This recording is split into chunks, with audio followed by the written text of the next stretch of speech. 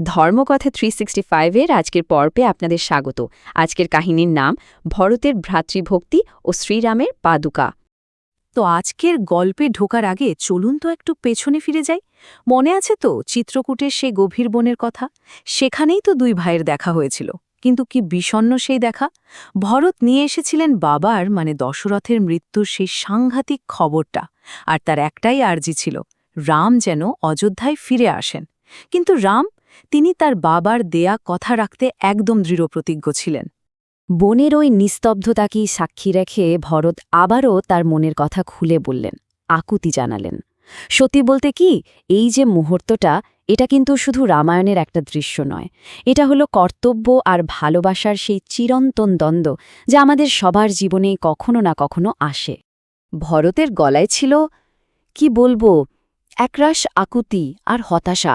তিনি বোঝানোর চেষ্টা করছিলেন যে একজন যোগ্য রাজা না থাকলে একটা রাজ্য কতটা খালি হয়ে যায়। তিনি বলছিলেন, দাদা, তুমি ছাড়া অযোধ্যা যে একেবারে ফাঁকা, সিংহাসনটা তোমারই, দয়া করে ফিরে চলো। আর রামের উত্তর শান্ত, কিন্তু পাহাড়ের মতো দৃঢ়, অটল। তার সিদ্ধান্তটা এমন এক পবিত্র আদর্শের ওপর দাঁড়িয়েছিল যা ভাঙা তার পক্ষে অসম্ভব ছিল। তো চলুন একটু গভীরে গিয়ে বোঝার চেষ্টা করি, কেন রামের কাছে এই প্রতিজ্ঞাটা এতখানি গুরুত্বপূর্ণ ছিল।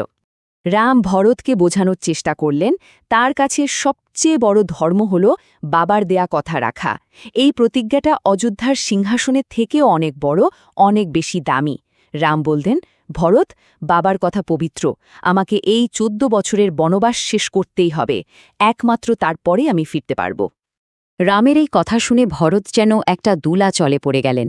ভাবুন একবার, কি কঠিন পরিস্থিতি! একদিকে ভাইয়ের জন্য বুক ফেটে যাচ্ছে ভালোবাসায়, আর অন্যদিকে বাবার আদেশের প্রতি সম্মান।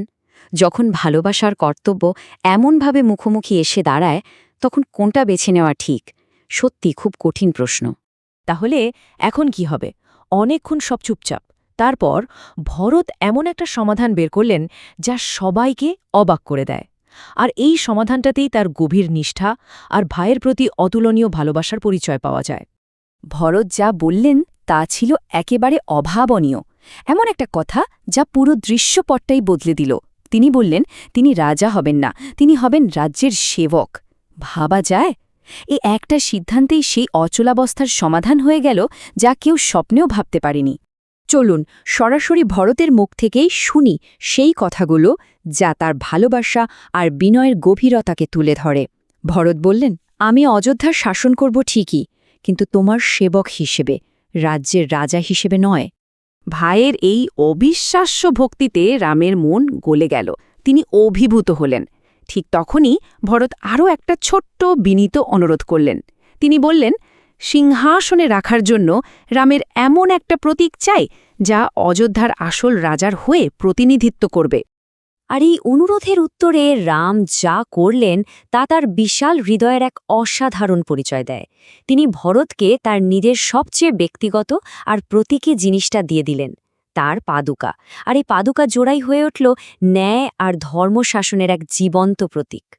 হ্যাঁ, রাম ভরতকে দিলেন তার সাধারণ কাঠের খড়ম, যেটাকে পাদুকা বলা হয়। জেনে রাখা ভালো, এই পাদুকা প্রাচীন ভারতে সাধু সন্ন্যাসীরা পরতেন, আর এটাকে প্রায়ই যিনি পরতেন তারই এক পবিত্র রূপ হিসেবে পুজো করা হতো। রাম ওই পাদুকা জোড়ার ওপরেই যেন পুরো রাজ্যের দায়িত্ব তুলে দিলেন। তিনি বললেন, এই পাদুকা জোড়াই আমার প্রতিনিধিত্ব করবে, এদের নামে ন্যায় আর ধর্মের পথে রাজ্য শাসন করো ভরত। এই পবিত্র প্রতীক হাতে পেয়ে ভরত এক ভীষণ কঠিন শপথ নিলেন। তার এই শপথটা ছিল আসলে একটা গোটা রাজ্যের প্রতি এক পবিত্র অঙ্গীকার, যা আগামী 14 বছর ধরে তার জীবনকে পথ দেখাবে। ভরতের শপথটা কিন্তু কোনো সাধারণ শপথ ছিল না, এটা ছিল এক শক্তিশালী অঙ্গীকার যা পরের 14 বছরের জন্য তার জীবনটাকেই ঠিক করে দিল। কি ছিল সেই শপথ? প্রথমত, তিনি রামের পাদুকা সিংহাসনে বসিয়ে ওটাকেই রাজ্যের শাসক বলে মানবেন।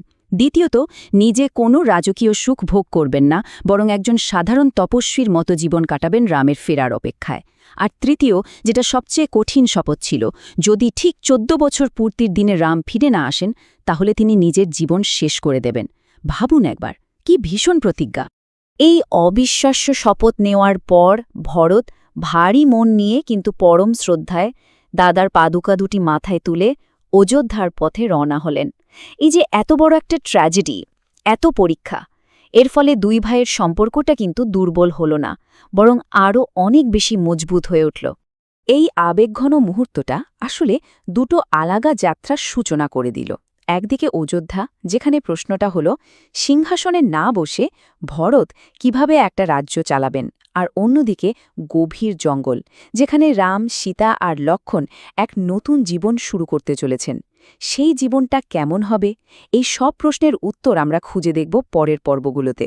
ধর্মকথা 365-এ প্রতিদিন শুনুন রামায়ণের এক নতুন অধ্যায়। মানব জীবনের ধর্ম, ন্যায়, ভালোবাসা ও ত্যাগের মহাকাব্য রামায়ণ এখন শুনুন এক নতুন ধারায়। ধর্মকথা 365 আপনাদের নিয়ে যাবে এক অনন্য যাত্রায়, যেখানে প্রতিদিন একটি করে নতুন পর্বে উন্মোচিত হবে এই অমর কাহিনীর রহস্য ও মহিমা। চলুন একসাথে শুরু করি এই পবিত্র যাত্রা, রাম, সীতা, লক্ষ্মণ ও হনুমানের চিরন্তন কাহিনীর পথে। প্রতিদিন নতুন পর্ব শুনতে ধর্মকথা 365 চ্যানেলটি সাবস্ক্রাইব করে আমাদের সঙ্গে থাকুন।